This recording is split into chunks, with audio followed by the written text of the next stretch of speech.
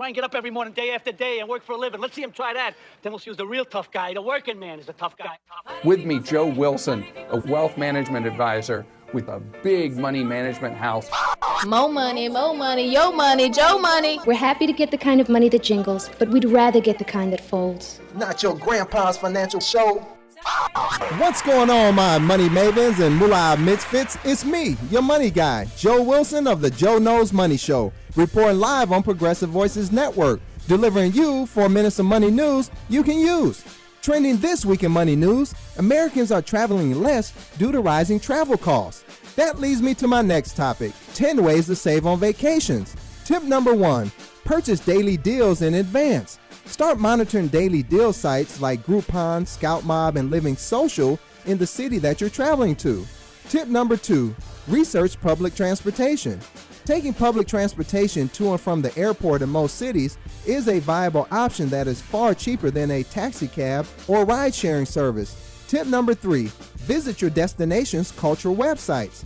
How do you know what's free or discounted if you don't research your cultural offerings ahead of time?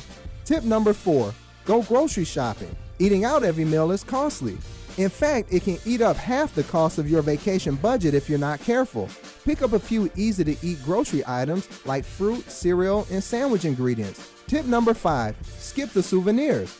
Instead, take lots of photos. It's cheap, it's fun, and the fond memories will last a lot longer than any other items you can pick up at the airport. Tip number 6, discover your members' perks. Instead of your plastic costing you money all the time, make it work in your favor by finding out what discounts and rewards are associated with your credit card and Costco card.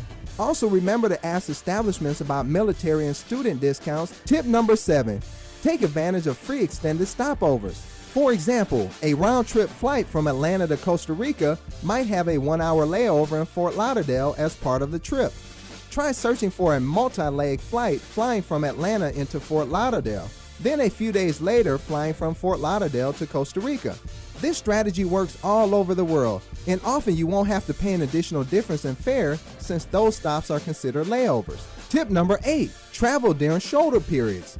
There are times in the travel industry called shoulder periods, which are basically off-peak times, like when kids go back to school in September and just after spring break in April. Airlines and hotels often give big discounts on airline tickets and hotel rooms during this time.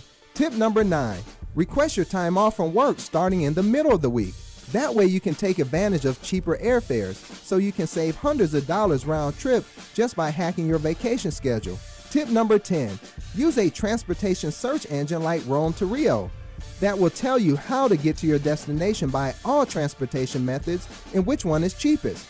Also, before you book a round-trip ticket, look at the cost of 2 one-way flights. Sometimes it turns out to be cheaper. Now it's time for Joe's Money Trap of the Day. Follow the so-called 6-block rule.